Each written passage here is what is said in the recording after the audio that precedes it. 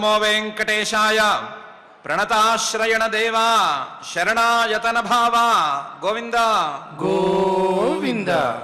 అరణ్యమధ్యేప్యసతా వివర్జితే శరణ్యమేకం సదుపాశ్రయం హితం వరేణ్యమేకాగ్రధియా కదాన్వహం హిరణ్యవర్ణాభముపాశ్రయే శివం అని భూతభౌతిక ప్రపంచ నిర్మాత అఘటిత ఘటనాపటు మాయాధిష్ఠాత అయిన శ్రీనివాస పరమాత్మని భక్తిగా ప్రార్థించుకుంటూ శ్రీశుకుల వారు ఉపదేశం చేసిన శ్రీమద్భాగవతం యొక్క అధ్యయన కార్యక్రమాన్ని మనం ప్రారంభించుకుందాము. ప్రారంభంలో ప్రార్థనా శ్లోకాలను చదువుకుని మంగళాచరణం చేసుకుందాం. ఓం నమో వెంకటేశాయ. శ్రీ గురు ప్రార్థనా. గురుర్బ్రహ్మా గురుర్విష్ణు గురుర్దేవో మహేశ్వరః గురుః సాక్షాత్ పరం బ్రహ్మ తస్మై శ్రీ గురవే నమః. శ్రీనివాస ప్రార్థనా. పుష్పమాలానుషక్తాయ పుష్పహాసాయ కుర్మహే పుష్పం హృదర్పయిత్వా తు శ్రీనివాసాయ తే నమః. అథ సంకల్పః. శ్రీమదాదివరాహ క్షేత్రే విరాజమానస్య నిత్యశుద్ధ బుద్ధ ముక్త స్వభావస్య లీలాగృహీత విగ్రహస్య శ్రీ పద్మావతీ జానేః అనుగ్రహేణ అస్మాకం సర్వేషాం బుద్ధిశుద్ధ్యర్థం విద్యాభివృద్ధ్యర్థం భక్తి జ్ఞాన వైరాగ్యాది తదనుకూల సర్వసంపత్ సమృద్ధ్యర్థం శ్రీ పరమేశ్వర ప్రీత్యర్థం శ్రీమద్భాగవత పాఠం కరిష్యామహే. అస్య శ్రీమద్భాగవత స్తోత్ర మహామంత్రస్య నారద ఋషిః బృహతి ఛందః శ్రీకృష్ణః పరమాత్మా దేవతా బ్రహ్మ బీజం భక్తిశక్తిః జ్ఞానవైరాగ్యే కీలకం అస్మాకం శ్రీమద్భగవత్ప్రసాదసిద్ధ్యర్థే పాఠే వినియోగః. ధ్యానం నారాయణాదృతపరార్భకనిశ్చయాఖ్యాం తారాపథధ్రువపదాప్తివిధానయుక్తాం మిత్రాసుతాప్తసుతకీరసుభాషితాఢ్యాం గాథామిమాం శృణుత భాగవతాతిరక్తాం. శ్రీ గురుభ్యో నమః. తపస్సు చేసుకుందామని ఇంట్లోంచి బయటికి వచ్చిన ధ్రువుడికి ఊరి బయట నారద మహర్షి గారు కనిపించారు. కనిపించి, నువ్వు చిన్నపిల్లవాడివి, నీకు మానావమానాలను గురించి సరిగ్గా తెలియదు, ఎవరో అవమానం చేశారు అనే కారణంతో నువ్వు ఇలా తపస్సుకు రావటం అనేది సరి అయిన పని కాదు. పోనీ నీ తల్లి చెప్పినట్లుగా నడుచుకుందాము అని అనుకున్నా సరే, నీ తల్లి చెప్పిందేమీ చిన్నపాటి దారి కాదు, అది యోగ మార్గం. ఆ యోగ మార్గంలో పట్టుకోవలసినటువంటి పరమాత్మ ఏమీ సులభంగా దొరకడు. అలా సులభంగా మునులకి, మహర్షులకి, మహానుభావులకే దొరకలేదు. నీలాంటి వాడికి తొందరగా ఏం దొరుకుతాడు? అందువల్ల ఈ కష్టమైన పనిని ఇప్పటికీ ప్రస్తుతానికి ఆపేసాయి. నీకంటూ ఓ కాలం వస్తుంది, నువ్వు పెద్దవాడివి అవుతావు, అప్పుడు తపస్సు అనే సంగతి చూసుకుంది కానివి అని అన్నాడు. అతో నివర్తతామేష నిర్బంధ తమ నిష్ఫల యతిష్యతి భవాన్ కాలే శ్రేయసాం సముపస్థితే అని తేల్చాడు. చేద్దుగానివి, వయసు వచ్చిన తర్వాత చేద్దుగానివి, పెద్దవాడివి అయిన తర్వాత చేద్దుగానివి, ఇప్పుడు మరి చిన్నపిల్లవాడివి, ఇప్పుడు ఈ తపస్సులు, ఈ యోగము ఇవన్నీ నీకొద్దు అని అని చూశాడు. ఇదైన తర్వాత కూడా తపస్సు వద్దంటున్నారు, నాకు కలిగిన కష్టానికి వేరే నివారణోపాయం లేదంటున్నారు. మా అమ్మేమో నాకున్న కష్టాలకి నివారణోపాయం కేవలం ఆ పరమాత్మను పట్టుకోవటమే అని చెప్పింది. మీరేమో దానికి వయస్సు సరిపోదంటున్నారు. మరేంటి ఇప్పుడు కష్టాలు అనుభవించమని మీ అభిప్రాయమా అని అడిగితే, ఎస్, అంతే అభిప్రాయం నాది అని నారద మహర్షి గారు అంటున్నారు. యస్య యద్దైవ విహితం సతేన సుఖదుఃఖయో ఆత్మానం తోషయందేహి తమసః పారమృచ్చతి అని. యస్య, ఎవరికి, యత్ దైవ విహితం, ఆ దైవం ప్రసాదించింది ఏముంటుందో, యస్య యద్ దైవ విహితం సహా, ఆ మనిషి తేన, ఆ దైవం ప్రసాదించిన దాంతో తృప్తిపడి ఊరుకోవలసిందే. దైవం ప్రసాదించటం అంటే దైవానికి ఎవరి మీద పక్షపాతం లేదు కాబట్టి వాళ్ళు చేసుకున్నటువంటి కర్మలకు తగినట్లుగానే దైవం అనేది ఇస్తుంది. ఇచ్చిన దాన్ని బట్టి తృప్తి పడవలసిందే. యస్య యద్దైవ విహితం సతేన, అందులో సుఖం వచ్చినా తృప్తి పడవలసిందే, దుఃఖం వచ్చినా తృప్తి పడవలసిందే. కష్టమున్నా అదే తృప్తి, సుఖంగా ఉన్నా సరే అదే తృప్తి పడవలసిందే.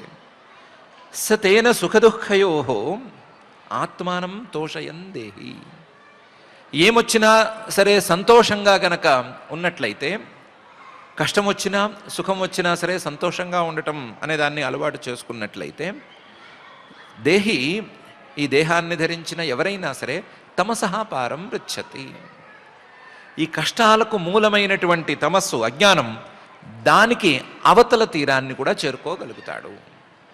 ముందు కష్టాలను సహించటం అనే దాన్ని నేర్చుకుంటే ఆ కష్టాలకు మూల కారణాన్ని దాటగలుగుతాడు. ఇది అసలు విషయం.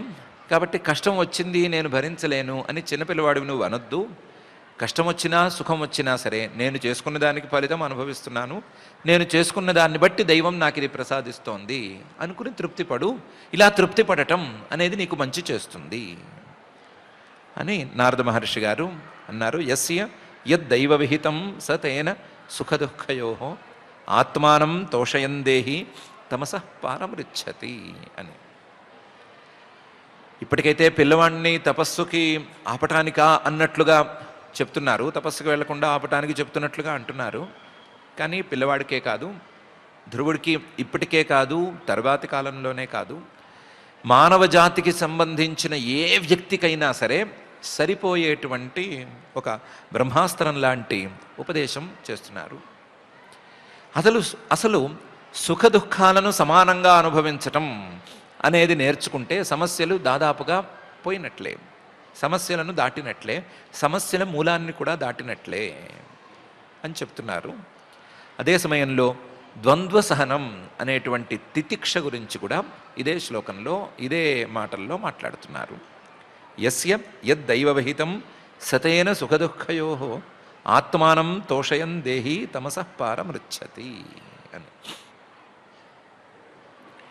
పోనీ ఒకవేళ కష్టం కలిగితే పర్వాలేదు, కష్టాలను ఏదో విధంగా ఓర్చుకుంటాను, సుఖం కలిగితే చెప్పనక్కర్లేదు, సంతోషంగానే ఉంటాను, సమస్థితిని ఏదో విధంగా సాధిస్తాను. కానీ చుట్టుపక్కల వాళ్ళు అలా ఉండనివ్వట్లేదు. చుట్టుపక్కల వాళ్ళు మాటలతో పొడుస్తున్నారు, లేదా రకరకాల చర్యలతో ఇరిటేట్ చేస్తున్నారు. ఏం చెయ్యాలి అని అడిగితే దానికి కూడా సమాధానం మహర్షి గారు చెప్తున్నారు. గుణాధికాన్ ముదం లిప్సేత్ అనుక్రోశం గుణాధమాత్ మైత్రీం సమానాదన్విచ్చేత్ న తాపైరభిభూయతే అని. చుట్టుపక్కల వాళ్ళు ఏదో ఇరిటేట్ చేస్తున్నారు, వాళ్ళు చేస్తుంటే, వాళ్ళలా మాట్లాడుతుంటే, లేదా వాళ్ళలా పనులు చేస్తుంటే, వాళ్ళలా ప్రవర్తిస్తుంటే ఎక్కడ లేని తాపం కలుగుతోంది అని అంటున్నావు కదా. అసలు అలా తాపం కలిగించుకోకూడదు. న తాపైరభిభూయతే. నేను చెప్పినట్లుగా గనక నువ్వు నడుచుకుంటే వాళ్ళ ద్వారా వచ్చే ఏ తాపము నీకు రాదు. ఎలా నడుచుకోవాలి అంటే గుణాధికాత్ ముదం లిప్సేత్. నీకంటే గుణాల పరంగా చూసుకున్నప్పుడు ఉత్తమ గుణం కలిగిన వాడు ఎవడైనా ఉంటే వాడిని నువ్వు కనుక చూడటం తటస్థిస్తే, వాడిని నువ్వు చూస్తే వాడిని చూసి సంతోషపడటం అని నేర్చుకో. ఉత్తమ గుణాలు కాదు, ఉత్తమ గుణాలకు ఫలితాలు సుఖమో ఇంకొకటో సంపదలో ఏవి నీకంటే ఎక్కువ కనిపించినా సరే అలా కనిపించిన వాళ్ళని చూసి సంతోషపడటం, అకారణంగా సంతోషపడటం, ఎవరు బాగున్నా సంతోషపడటం అని నేర్చుకో. గుణాధికాత్ ముదం లిప్సేత్. నీకంటే ఎక్కువగా ఎవరైనా ఉంటే గుణాల్లో కానీ గుణాల ఫలితాల్లో కానీ ఎక్కువగా ఉంటే వాళ్ళ దగ్గర నుంచి వాళ్ళ ద్వారా సంతోషాన్ని పొందుతూ ఉండు, వాళ్ళని చూసి సంతోషపడుతూ ఉండు. గుణ అధమాత్. నీకంటే గుణం తక్కువగా ఎవరైనా ఉండి వాళ్ళు ఇరిటేట్ చేస్తున్నారని అనుకుంటే అసలు వాళ్ళని చూసి ఇరిటేట్ అవ్వద్దు, వాళ్ళని చూసి జాలిపడు. అనుక్రోశం గుణాధమాత్. నీకంటే గుణాల్లో తక్కువగా ఉన్నవాళ్ళు ఏం చేసినా సరే వాళ్ళని చూసి ఆ చర్యలను ఆ ప్రవర్తనను చూసి జాలిపడుతూ ఉండు. అనుక్రోశం గుణాధమాత్. నీతో సమానంగా ఉన్నారు, నీలాగే ప్రవర్తిస్తున్నారు, అన్నీ నీతో సమానంగా ఉన్నాయి అని అనుకుంటే మైత్రీం సమానాదన్విచ్చేత్. అలాంటి వాళ్ళతో నువ్వు స్నేహం చేసేయి. అన్నీ నీతో సమానంగా ఉన్నాయి కదా, నిన్ను వాళ్ళు పాడు చేసే పరిస్థితిలో ఏమీ లేరు, నిన్ను కించపరిచే పరిస్థితి అసలే లేదు, సమానంగానే ఉన్నప్పుడు హాయిగా వాళ్ళతో స్నేహం చేసేయి. అంతే తప్ప నాతో వీళ్ళు సమానంగా ఉన్నారు అని నువ్వు ఫీల్ అవ్వద్దు. గుణాధికాన్ ముదం లిప్సేత్ అనుక్రోశం గుణాధమాత్ మైత్రీం సమానాదన్విచ్చేత్ న తాపైరభిభూయతే అని మహర్షి గారు అంటున్నారు. సామాన్యంగా ఎవరికైనా సరే తమ కంటే ఎక్కువగా ఉన్నవారిని, ఏవి ఎక్కువగా ఉన్నా సరే ఎక్కువగా ఉన్నవారిని చూస్తే వాళ్ళ మీద అసూయ కలుగుతుంది. ఆ అసూయ ద్వారా వాళ్ళు ఏం చేసినా తప్పుగా కనిపిస్తుంది. వాళ్ళు నన్ను ఇరిటేట్ చేయటానికే ఇలా ప్రవర్తిస్తున్నారు అని అనిపిస్తుంది. అలా అనిపించటం వలన అనవసరమైనటువంటి మానసికమైన పరితాపం ఏర్పడుతుంది. అలా కాకుండా అలాంటి వాళ్ళని చూసి అసూయపడటం మానేసి సంతోషపడటం ప్రారంభిస్తే ఆ సంతోషంలో వాళ్ళు చేసే పనులన్నీ కొట్టుకుపోతాయి, వాళ్ళు చేసే పనులు తప్పుగా అనిపించవు, కాబట్టి అవి ఇబ్బంది పెట్టవు. ఎవరైనా తక్కువ స్థాయి వాళ్ళని చూస్తే వాళ్ళ మీద ఒక తిరస్కార భావం కలుగుతుంది జనాలకి. ఆ తిరస్కార భావం గనక ప్రారంభమైతే వాళ్ళని ఏం చేసినా సరే అసహ్యంగానే అనిపిస్తూ ఉంటుంది. ఆ అసహ్యంగా అనిపించటం ప్రారంభమైతే వాళ్ళ ద్వారా తాపం అనేది మళ్ళీ ఏర్పడుతుంది. వాళ్ళ మీద అసహ్యం అనేది తగ్గించుకుని వాళ్ళ మీద జాలి అనేది పెంచుకుంటే ఈ జాలిలో వాళ్ళు చేసే తప్పులన్నీ కొట్టుకుపోతాయి. అప్పుడు వాళ్ళ ద్వారా ఏ కష్టము ఏ ఇబ్బంది రాదు. ఎవరైనా తనతో సమానంగా ఉండటం చూస్తే వాళ్ళతో పోటీ అనే భావన మానవులకు వస్తుంది. తమతో సమానంగా ఉంటే సమానంగా ఉండే వాళ్ళకంటే ఒక్క అడుగు నేను ముందు ఉండాలి అనే భావన వస్తుంది, పోటీ వస్తుంది. ఆ పోటీ అనేది వచ్చిన మరుక్షణం వాళ్ళని ఎలా తొక్కాలి, వాళ్ళని దాటి ఎలా వెళ్ళాలి అని అనవసరమైన భావనలు పుట్టుకొస్తాయి. వాటితో ఎక్కడ లేని మానసికమైన కష్టాలు వస్తాయి.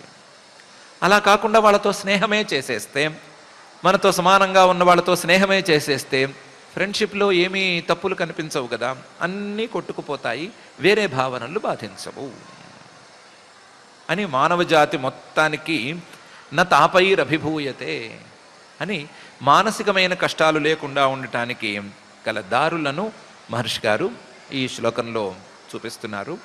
గుణాధికాత్ ముదం లిప్సేత్ అనుక్రోశం గుణాధమాత్ మైత్రీం సమానాదన్విచ్చేత్ న తాపైరభిభూయతే అని.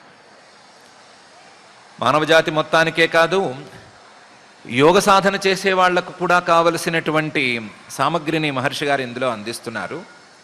పతంజలి మహర్షి గారు చెప్పినటువంటి మైత్రీ ముదిత ఉపేక్ష, మైత్రీ ముదిత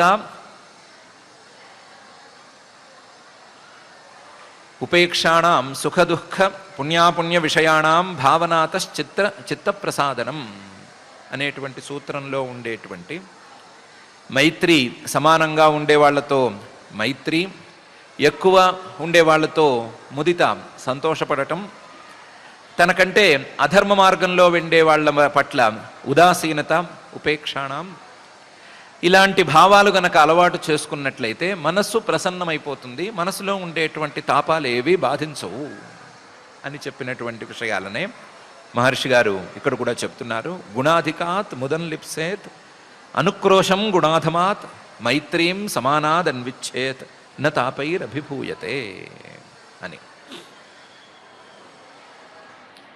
ఇలా చెప్పి నారద మహర్షి గారు ఊరుకున్నారు. ఊరుకున్న తర్వాత ధ్రువుడు 5 ఏళ్ల పిల్లవాడు మాట్లాడుతున్నాడు. ధ్రువ ఉవాచ సోయం శమో భగవత సుఖ దుఃఖ హతాత్మనాం దర్శిత కృపయా పుంసాం దుర్దర్శోద్ అస్మద్విధైస్తు యః అని. అయ్యా, మీరు చాలా చక్కగా చెప్పారు. మీరు చెప్పింది ఏంటి అని నాకు తెలుస్తోంది. మీరు చెప్పింది శమః, శమం అంటే మనస్సును నిగ్రహించుకోవటం. కష్టాలు వచ్చినప్పుడు, ఆ కష్టాలకు కారణమైన వాళ్ళు ఎదురుకుండానే ఉన్నప్పుడు, కష్టాల మీద, ఆ మనుషుల మీద, ఆ సందర్భాల మీద, వీటి మీద కోపం రాకుండా నిగ్రహించుకోవటం అనేటువంటి శమం గురించి మీరు చెప్తున్నారు. నాకున్న కష్టాలకి కారణమైన వాళ్ళని చూసినప్పుడల్లా నేను కోపం తెచ్చుకోకూడదు అన్నట్టు మీరు చెప్తున్నారు. సోయం శమః భగవత, మీరు చాలా పూజ్యులు, మీరు చక్కగా శమం గురించి చెప్తున్నారు. ఈ శమం అనేది సుఖ దుఃఖ హతాత్మనాం దర్శిత. సుఖం ఎక్కువైపోయినా సరే మానసికంగా చాలా అలజడి వస్తుంది. దుఃఖం, కష్టం వచ్చినా సరే మానసికంగా అలజడి ఏర్పడుతుంది. సుఖంలో ఉండేటువంటి అలజడులు అవి వేరు, సుఖం ఎక్కువైపోతే వచ్చే అలజడులు అవి వేరు. కష్టాలు వస్తే అలజడులు అందరూ మాకు తెలుసు అని అనుకుంటారు. సుఖాలు కూడా ఎక్కువ వస్తే వాటి ద్వారా వచ్చే అలజడులు చాలా ఉంటాయి. ఇది ఎప్పుడు ఆగిపోతుందో, ఇంతకంటే ఎక్కువ ఇంకోటి ఉందేమో, అది నా శత్రువు అనుభవిస్తున్నాడేమో, లాంటి భావనలు ఎన్నో ఇబ్బంది పెడతాయి. ఈ రకంగా సుఖము దుఃఖము రెండు కూడా మనసును దెబ్బతీస్తూనే ఉంటాయి. అలా సుఖాలు దుఃఖాలు మనసుల్ని దెబ్బతీస్తూ ఉంటే అలాంటి మనసు కలిగిన వారికి సుఖ దుఃఖ హత ఆత్మనాం సోయం శమః భగవత దర్శిత. ఈ శమం అనేది గనక అలవాటైతే, మీరు చెప్పినట్లుగా అసలు ఓర్పుగా ఉండటం, సుఖం వచ్చినా సరే ఎక్కువ సంతోషపడకపోవటం, కష్టం వచ్చినా సరే ఎక్కువగా దాని గురించి బాధపడకపోవటం, ఇలాంటివి అలవాటు చేసుకుంటే ఈ కష్టాలన్నీ తొలగిపోతాయి అని తెలిసిపోతోంది. భవతా దర్శిత, మీరు చక్కగా దాన్ని చూపించారు. అందులోనూ కృపయా, ఆమె దయతోనే చెప్పారు. లేకపోతే ఊరు బయట కనిపించి అడ్డం పడి నెత్తి మీద చేయి పెట్టి ముద్దుగా పలకరించి నువ్వెవరివి, ఎందుకు వెళుతున్నావు, ఏం చేయడానికి వెళుతున్నావు అనేవన్నీ అడిగి ఇంత ముద్దుగా చెప్తున్నారు అంటే కృపయా, నా మీద దయతోనే చెప్తున్నారు. ఇది నాకొక్కడికే కాదు, పుంసాం దర్శిత, అందరికీ ఉపయోగించే విషయంగానే మీరు కూడా చెప్తున్నారు. దర్శిత కృపయా పుంసాం, మీరు చెప్తేనే ఈ విషయం తెలుస్తుంది, మీరు చెప్పకపోతే ఈ విషయం ఎవరికీ అర్థం కాదు.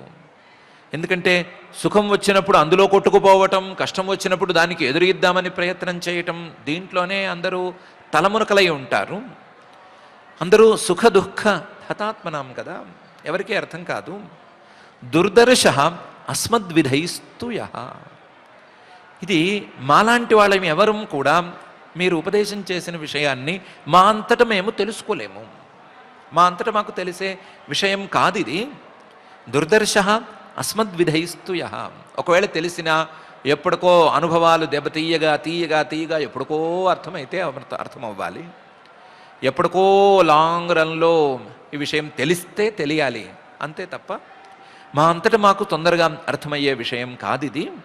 దాన్ని మీరు నా మీద దయతో అందరికీ ఉపయోగించే విషయాన్నే శమం అనే దాన్నే చెప్తున్నారు. చాలా సంతోషం. సోయం శమో భగవత సుఖదుఃఖ హతాత్మనాం దర్శిత కృపయా పుంసాం దుర్దర్శోస్మద్విధైస్తు యః. కానీ అథాపి మే అవినీతస్య క్షాత్రం ఘోరముపేయుష సురుచ్యా దుర్వచో బాణై న భిన్నే శ్రయతే హృది అని చాలా ఆశ్చర్యకరమైన విషయం చెప్తున్నాడు చిన్నపిల్లవాడు. అథాపి మీరు చెప్పేది చాలా విలువైన విషయం అని నాకు తెలుసు. మీరు చెప్పే విషయం మీరు చెప్తే తప్ప నేను తెలుసుకోలేను అని కూడా నాకు తెలుసు. కానీ మీరు చెప్పే విషయం నా హృదయంలో నిలవటం లేదు. చిల్లికుండలో నీళ్లు నిలవనట్లుగా నా హృదయంలో మీరు చెప్పే మాటల తాలూకు తాత్పర్యం నిలవటం లేదు. నా శ్రయతే హృది. ఎందుకు నిలవటం లేదు అంటే బేసిక్గా నేను క్షాత్రం ఘోరముపేయుష, క్షత్రియుణ్ణి. క్షత్రియ ధర్మాలు క్షత్రియుల స్వభావాలు నాలో సమృద్ధిగా ఉన్నాయి. క్షాత్రం ధర్మం, ఆ క్షత్రియుల యొక్క సహజ సిద్ధమైన స్వభావాలు నాలో నిండా ఉన్నాయి. క్షాత్రం ధర్మం ఉపేయుష. ఈ క్షాత్రం ధర్మం ఉపేయుష వలన, ఆ క్షత్రియ స్వభావం నన్ను తోస్తూ ఉండటం వలన అవినీతస్య, నాకు మీరు చెప్పింది వినయంగా వినాలి అని అనిపించటం లేదు. మీరు చెప్పింది విలువైంది అని తెలుస్తోంది, కానీ వినయంగా విందాము అని అనిపించటం లేదు. వినయం లేందే విన్న విషయం లోపలికి వెళ్ళదు, అది నాకు తెలుసు. నేను అవినీతుడుగా ఉన్నాను, నేను అవినయంగా ఉండటానికి నాకున్న క్షాత్ర స్వభావం అనేది ఉపోద్బలకంగా ఉంది. అథాపిమే అవినీతస్య క్షాత్రం ఘోరముపేయుష. నేను ఇలా ఉన్నాను కాబట్టి సురుచ్యా దుర్వచ బాణై భిన్నే న శ్రయతే హృది. సురుచి గారు, మా పినతల్లి గారు, ఆవిడ పలికినటువంటి మాటలు అవి తూటాల్లాగా నా హృదయాన్ని చిల్లులు పొడి చేసినాయి. అవి బాణాల్లాగా నా హృదయానికి గుచ్చుకుని ఉండేసరికి నా హృదయానికి తూట్లు పడిపోయింది. నా హృదయానికి తూట్లు పడిపోవటం వలన ఆ తూట్లు పడిన హృదయంలో చిల్లులు పడ్డ కుండలో నీళ్లు నిలవనట్లుగా మీరు చెప్పినటువంటి శమం అనేది నిలవటం లేదు. అదేంటి, ఆవిడ చెప్పిన మాటలన్నీ మర్చిపో, ఆవిడతో స్నేహం చేయి, లేకపోతే ఆవిడ మీద జాలి చూపించు, లేదా ఆవిడంటే గౌరవాన్ని ప్రదర్శించు అని చెప్పాను కదా అంటే ఎక్కడి నుంచి చేస్తాను? అది నా స్వభావం కాదు. నాకు వినయం అనేది ఇంకా అలవాటు కావటం లేదు. వినయం రాలేదు, నాకు వినయం లేదు. నాకున్న ధర్మం, నాకున్న స్వభావం నన్ను దీనికి ప్రతీకారాన్ని నువ్వు తీర్చుకో అని తోస్తోందే తప్ప, నువ్వు ఉపశమంగా ఉండు, కూర్చో, ఇలాగే అనేవాళ్ళు అంటూ ఉంటారు, పట్టించుకోవద్దు, దులిపేసుకో అని అంటే ఒప్పుకోవటం లేదు. కాబట్టి మీరు చెప్పినటువంటి ఉపశమం, శమం అనేది నా మనసును చేరటం లేదు, లేదా ఆ ఉపశమాన్ని నా మనసు అంగీకరించటం లేదు. అథాపిమే అవినీతస్య క్షాత్రం ధర్మం ఉపేయుష సురుచ్యా దుర్వచో బాణై న భిన్నే శ్రయతే హృది. మీరు చెప్పింది ఏది నా మనసులో నిలవటం లేదు. మనసుకు ఎక్కుతోంది, అర్థమవుతోంది, విలువైన విషయం అని తెలుస్తోంది. మీరు తప్ప ఇంకెవరూ చెప్పలేరని అనిపిస్తోంది. మీరు చెప్తే తప్ప తెలియదు అని కూడా అనిపిస్తోంది, కానీ నిలవటం లేదు. అందువల్ల ఈ నిలవని విషయం మీరెందుకు చెప్పటం? నాకు ఉపయోగించే విషయం ఏమన్నా ఉంటే అది చెప్పండి. నాకు ఉపయోగించే విషయం ఏమిటి అంటే, పదం త్రిభువనోత్కృష్టం జిగీషో సాధు వర్తమమే బ్రూహ్యస్మత్ పితృభిర్బ్రహ్మన్ అన్యైరప్యనధిష్ఠితం. దీని గురించి నాకు చెప్పండి అని ధ్రువుడు అన్నాడు. నేనేదో తండ్రి ఒడిలో కూర్చోడానికి వెళితే వాళ్ళు తోసేశారని మళ్ళీ తిరిగి తండ్రి ఒడికి ఎక్కాలని తపస్సుకు రావట్లేదు. ఈరోజు ఒడిలోంచి బయటికి తోసేసిన వాళ్ళు రేపు సింహాసనం మీద నుంచి కూడా తోసేస్తారు, లేదా సింహాసనాన్ని ఎక్కనివ్వరు. కాబట్టి సింహాసనం ఎక్కటానికి నేను తపస్సు చేసుకోవాలి అని కూడా రావటం లేదు. ఈ ఒడి కాదు, ఈ సింహాసనం కాదు, అసలు ఎవరూ ఎక్కలేనంత పై స్థాయి పదవి ఏమైనా ఉంటే ఆ పదవి ఎక్కాలి అని బయలుదేరాను నేను. పదం త్రిభువనోత్కృష్టం, అలాంటి స్థానం కావాలి నాకు. పదం త్రిభువనోత్కృష్టం, ముల్లోకాల కంటే కూడా పైన ఉండాలి ఆ పదవి, ముల్లోకాల కంటే కూడా పైన ఉండాలి ఆ స్థానం. 3 భువనాల్లోనూ ఉత్కృష్టమైన స్థాయి అవ్వాలది. మా నాన్నగారి ఒడి కాదు, ఆయన ఇచ్చే సింహాసనము కాదు, ముల్లోకాలలోనూ పైన ఉండేటువంటి పదవి కావాలి. అలాంటి పదవిని జిగీషోహో గెలవాలి, తపస్సుతో సాధించాలి అని నేను బయటకు వచ్చాను. అలాంటి పదవిని సాధించటానికి సాధు వర్త్మ, మంచి మార్గం అనేది ఏమైనా ఉంటే నాకు దాన్ని గురించి బ్రూహి చెప్పు. ముల్లోకాలలోనూ పై స్థాయి పదవి ఉంటే ఆ పదవిని చేరుకోవటానికి దారి, మంచి దారి, ఆ మంచి దారిని గురించి నాకు చెప్పు. బ్రూహి, ఎలా ఉండాలి ఆ పదవి అంటే, అస్మత్ పితృభి, మా తండ్రి గారు కాదు, మా తాతగారు కాదు, ఆ పై ఆయన కాదు, ఎవరు కూడా అలాంటి పదవిని చేరి ఉండకూడదు. అస్మత్ పితృభి అనధిష్ఠితం, మా తండ్రుల తరాల్లో ఎవరూ కూడా ఆ పదవిని పొంది ఉండకూడదు. అలాంటి పదవిని నాకు ఇవ్వాలి, అలాంటి దారి చెప్పు.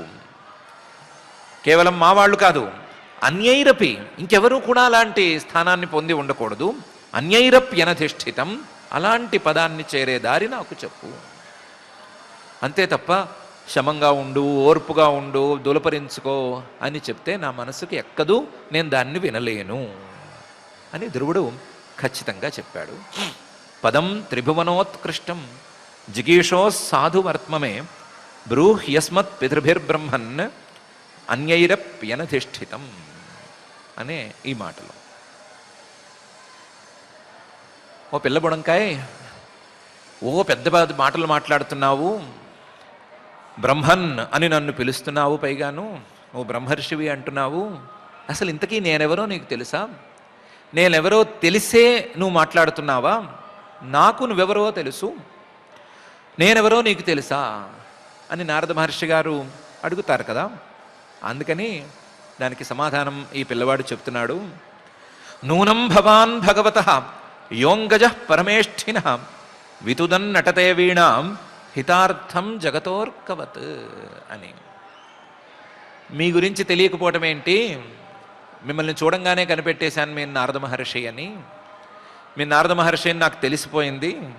నూనం, ఖచ్చితంగా, సందేహమే లేదు, భవాన్, మీరు భగవతః పరమేష్ఠినః అంగజః, భగవతః పూజనీయుడైనటువంటి పరమేష్ఠినః బ్రహ్మగారికి అంగజః, ఆయన ఒడిలోంచి పుట్టినటువంటి వారు. ఉత్సంగాన్నారదో జజ్ఞే అని అనుకున్నాం కదా. బ్రహ్మగారి ఒడిలోంచి ఆయన మానసపుత్రుడిగా వచ్చినటువంటి వారు మీరు. మీరే అని నేను ఎలా కనిపెట్టాను అంటే, వితుదన్నటతే వీణాం, మీరు వీణ మీటుకుంటూ తిరుగుతున్నారు కదా, మీ చేతిలో వీణ ఉంది, వీణ నాతో మాట్లాడుతున్నా సరే మీటుతూనే ఉన్నారు, వీణ మీటకుండా క్షణకాలం ఉండటం లేదు అంటే ఈ వీణావాదన లింగం అనేది మీరు నారద మహర్షి అని తెలియ చెప్పేస్తోంది. మీకు తప్ప ఇలా వీణ మీటే స్వభావం ఎవరికీ లేదు. అందులోనూ అటతే, ఇలా తిరిగే స్వభావం కూడా ఇంకెవరికీ లేదు.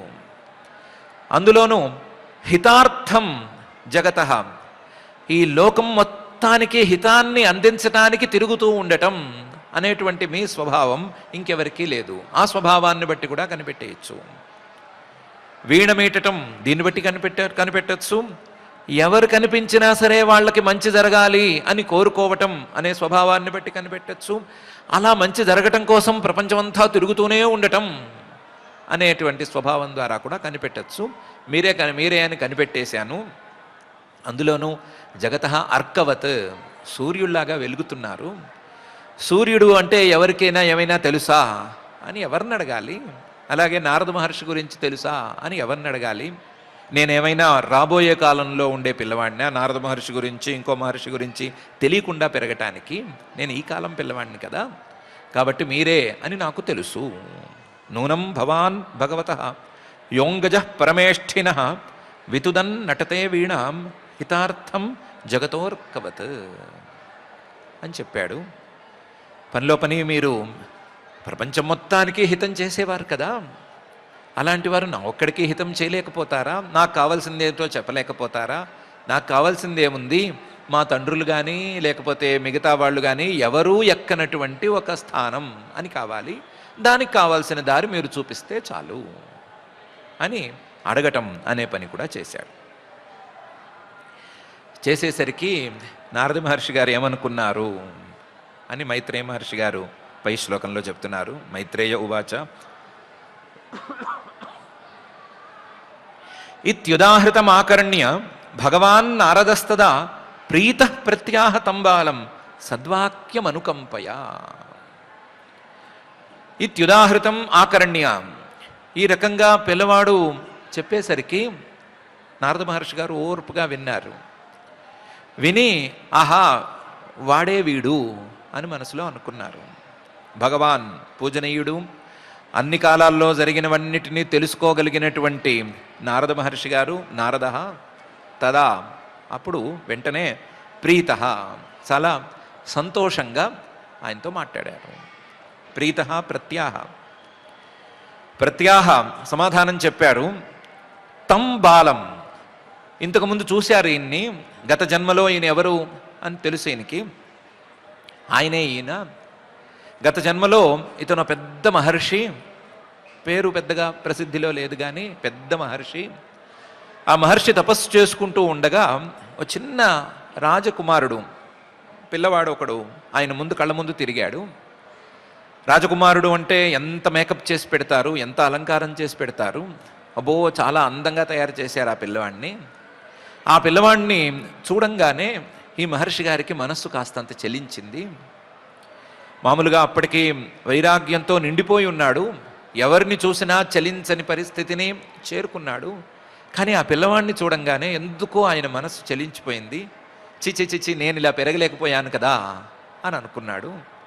అలా అనుకోవటంతో ఈయన తపస్సంతా కూడా ఆ కోరిక వైపుగా మళ్ళీపోయి ఆయన పై జన్మలో ధ్రువుడుగా ఉత్తానపాదుడికి కొడుకుగా పుట్టాడు. మహర్షి కాబట్టి తనలో ఉండేటువంటి తపస్సు చేయాలి అనే కోరికని అణుచుకోలేకపోతున్నాడు.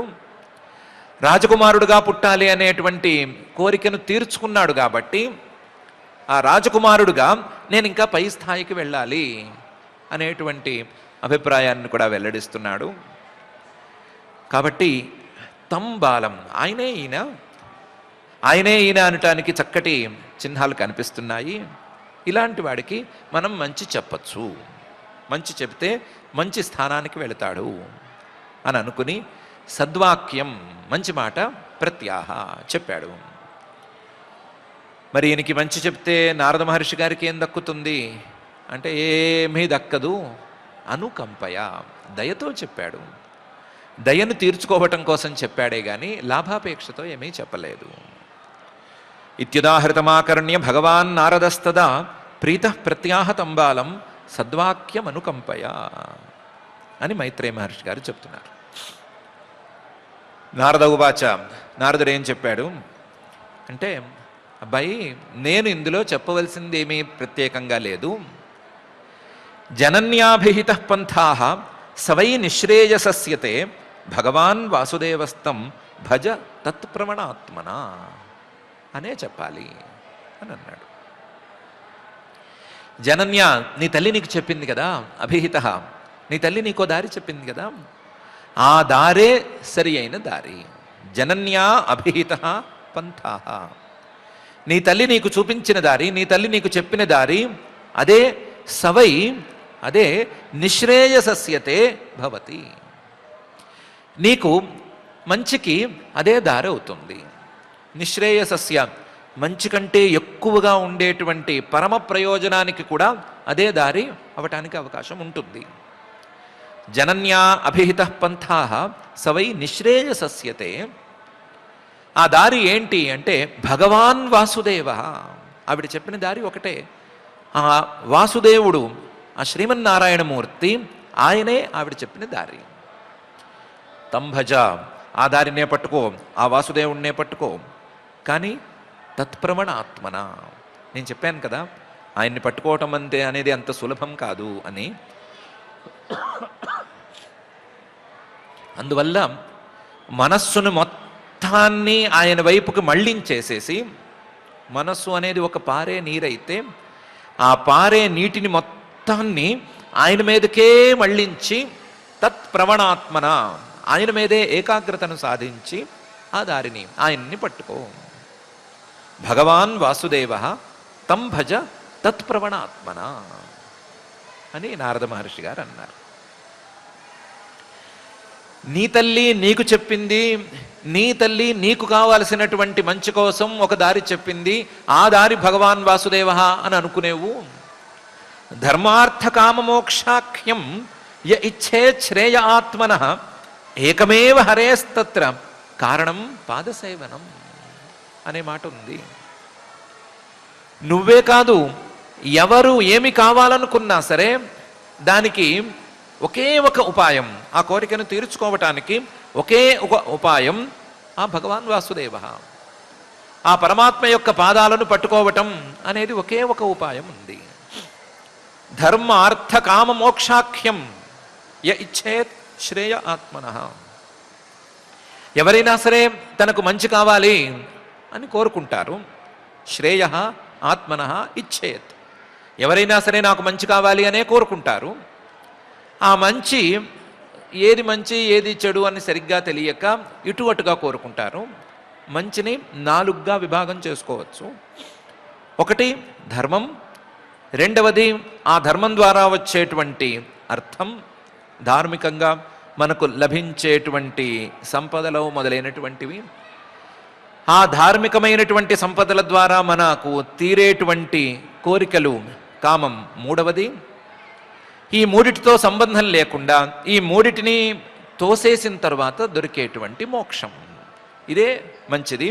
దీన్ని మించిన మంచి అనేది ఈ లోకంలో లేదు. ఒకవేళ మంచి అని అనిపిస్తే అనిపించుకునేవాడికి సరిగా అనిపించడం లేదనుకోవాలే తప్ప అవేం మంచివి కావు. మంచి అంటే ఈ దారిలో వెళ్ళేవే మంచి. ధర్మార్థ కామాలు, వాటితో సంబంధం లేనటువంటి మోక్షం, ఈ రెండే మంచులు, లేదా ఈ 4గే మంచులు. అలాంటప్పుడు ధర్మ అర్థ కామ మోక్షాఖ్యం శ్రేయ, ఈ ధర్మార్థ కామ మోక్షాలు అనేటువంటి మంచిని యహ ఇచ్చేత్, ఎవరు కోరుకున్నా సరే, అందులోనూ ఆత్మనః తనకు మంచి చేసేటువంటి వీటిని ఎవరు కోరుకున్నా సరే, య ఇచ్చేత్ శ్రేయ ఆత్మనః, దానికి కారణం, ఈ మంచికి కారణం, ఈ శ్రేయస్సుకి కారణం ఒకే ఒకటి ఉంది. ఏకమేవ, ఒకే ఒకటి ఉంది. ఏకమేవ, ఏమది అంటే హరేహే పాదసేవనం, శ్రీహరి పాదాలను సేవించుకోవటం అనే ఒకే ఒక కారణం ఉంది.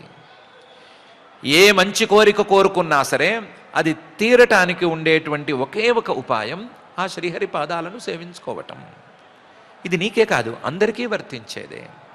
నీ తల్లి నీకు చెప్పింది మాత్రమే కాదు, నీ కోరిక తీర్చేదే కాదు, ఎవరి తల్లి అయినా సరే చెప్పవలసిందిదే, ఎవరి కోరికనైనా తీర్చుకోవలసిన దానికి సాధనం ఇదే.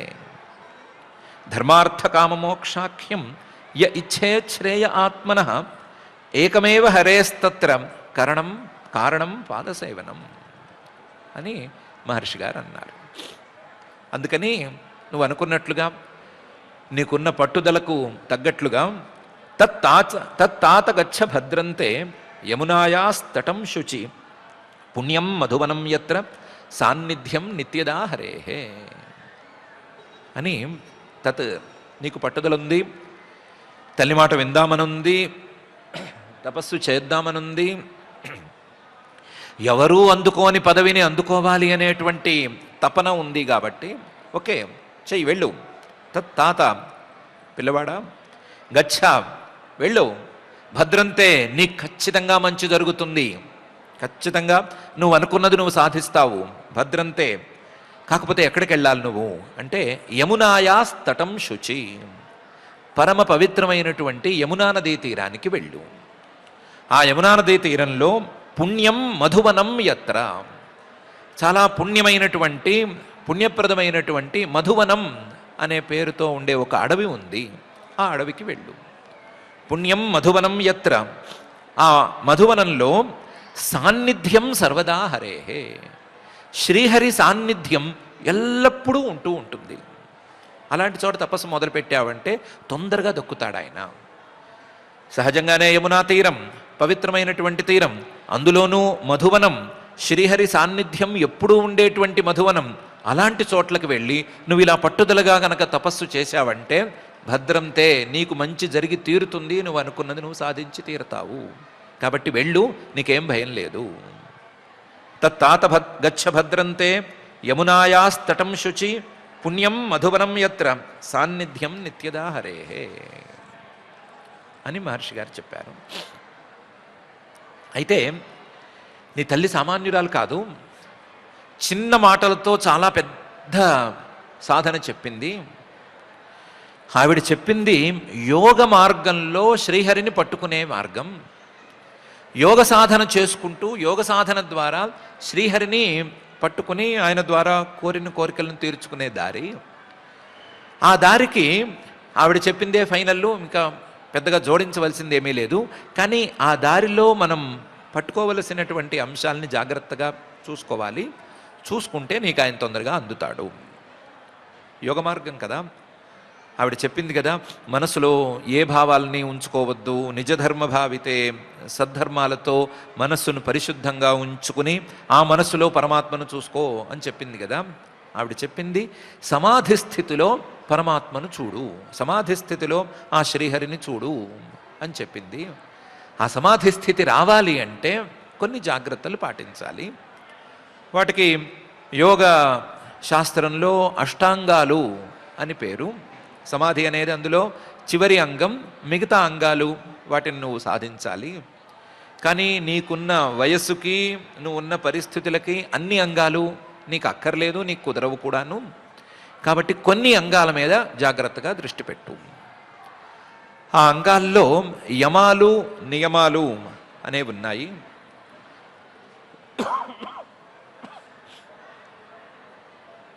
అహింస, సత్యాస్తేయ, సంతోష, బ్రహ్మచర్యాలు అనేటువంటి కొన్ని యమాలు, కొన్ని నియమాలు ఇవన్నీ ఉన్నాయి కదా. శౌచ, సంతోష, స్వాధ్యాయ, తపః ప్రణిధాన, ఈశ్వర ప్రణిధానాలు అనేటువంటివి ఉన్నాయి కదా. అవన్నీ కూడా అన్నీ నీకు వర్తించే అవకాశం లేదు, కొన్నే నీకు వర్తిస్తాయి. నువ్వు చిన్నపిల్లవాడివి కాబట్టి బ్రహ్మచర్యం సహజంగానే నీకు అబ్బుతుంది. ఈ స్థేయం, దొంగతనం లాంటివి నీకు ఇంకా తెలియని కూడా తెలియవు, కాబట్టి వాటి గురించి ఆలోచించనక్కర్లేదు. అబద్ధం చెప్పడం అనేది నీకు ఇంకా చేత కాదు, కాబట్టి సత్యం చెప్పాలి అని నీకు చెప్పనక్కర్లేదు. అందులో మాట్లాడుకోవడానికి అక్కడ ఎవరు ఉండరు కాబట్టి అబద్ధాలు చెప్పే అవకాశమే ఉండదు. కబుర్ల రాయుళ్ళు ఎవరు నీకు అక్కడ కలవరు, కాబట్టి అలాంటివన్నీ నీకు చెప్పనక్కర్లేదు. ఒక్క విషయం మాత్రం చూసుకో. స్నాత్వానుసవనం తస్మిన్ కాళింద్యా సలిలే శివే కృత్వోచితాని నివసన్ ఆత్మనః కల్పితాసనః. శౌచం అనేది చాలా ప్రధానం యోగాంగాలలో. ఆ శౌచాన్ని విడవకుండా జాగ్రత్తగా చూసుకో. ఎలా చూసుకోవాలి అంటే స్నాత్వ, మొదలు శరీరాన్ని శుద్ధి చేసుకుంటూ ఉండు స్నానం ద్వారా. శరీరాన్ని స్నానం ద్వారా శుద్ధి ఎక్కడ చేసుకోవాలి అంటే కాళింద్యాః సలిలే, ఆ యమునా నది జలాల్లో రోజు స్నానం చేస్తూ ఉండు. శివే, అది చాలా మంచి నీరు, అవి పాపాలను పోగొట్టేటువంటి నీళ్లు. ఆ నీళ్ళలో రోజు స్నానం చేస్తూ ఉండు. ఇలాగా అనుసవనం, ప్రతి పూట అంటే పొద్దున, మధ్యాహ్నం, సాయంత్రం అనేటువంటి 3 పూట్ల, లేదా పొద్దున మధ్యాహ్నం అనే 2 పూట్ల కానీ నువ్వు స్నానం చేస్తూ ఉండు. స్నాత్వా అనుసవనం తస్మిన్, నువ్వు ఎలాగూ యమునా తీరానికే వెళుతున్నావు కాబట్టి ఆ యమునా నదిలో కాళింద్యాః సలిలే శివే, ఆ నీళ్లలో, ఆ పవిత్రమైనటువంటి జలాల్లో రోజు స్నానం మాత్రం తప్పనిసరిగా చెయ్యి. స్నానం చేసిన తర్వాత కృత్వోచితాన్ని, నువ్వు 5 ఏళ్ల వాడివి, ఇంకా ఉపనయనం కాలేదు, సంధ్యావందనాలు లేవు, ఏమీ లేవు కాబట్టి ఏదో నీకు చిన్నప్పటి నుంచి స్నానం చేసిన వెంటనే ఏదో దేవుడికి దండం పెట్టుకోమనో ఏదో మాట చెప్తారు కదా, ఆ చెప్పినవన్నీ ఏవో చేసుకో. కృత్వా ఉచితాన్ని, ఉచితాన్ని కృత్వా నివసన్, ముందు నువ్వు ఉండటానికి ఒక స్థిరమైన ప్రాంతాన్ని ఎంచుకో. కాస్త ఎత్తు పల్లాలు లేనటువంటి ప్రాంతము, అవి ఇవి మీద పడిపోయేటువంటి ప్రమాదం లేనటువంటి ప్రాంతము, దాన్ని ఎంచుకో. నివసన్ ఆత్మనః కల్పితాసనః, ఆ ప్రాంతంలో ఎక్కువ సౌకర్యాలను చేసుకోవాలి అని చూడద్దు. ఆ కట్టె తీసుకొచ్చి ఏదో గుడారాలు కట్టుకుని అక్కడేదో అగ్గి పెట్టుకుని ఇలాంటి కాలక్షేపాలు ఏం చేయొద్దు. ముందు ఆ ఎగుడు దిగుడు లేని ప్రాంతంలో ఆసనం అనేదాన్ని ఏర్పాటు చేసుకో. చైలాజన కుశోత్తరం అనే తీరులో ఎంత వీలైతే అంత జాగ్రత్తగా కదలకుండా ఎత్తు పల్లాలు లేకుండా ఆసనాన్ని ఏర్పాటు చేసుకో. ఆ ఆసనాన్ని ఏర్పాటు చేసుకున్న తర్వాత కల్పితాసన, దాంట్లో నీకు సౌకర్యంగా ఉండేటువంటి ఏదో ఒక ఆసనంలో కూర్చోవటం అనేదాన్ని నేర్చుకో. ఆసనం ఏర్పాటు చేసుకోవటం ఎంత ముఖ్యమో ఏర్పాటు చేసుకున్న ఆసనంలో కూర్చోవటం కూడా అంతే ముఖ్యం. కాబట్టి సరిగ్గా కూర్చోవటం అనేది అలవాటు చేసుకో.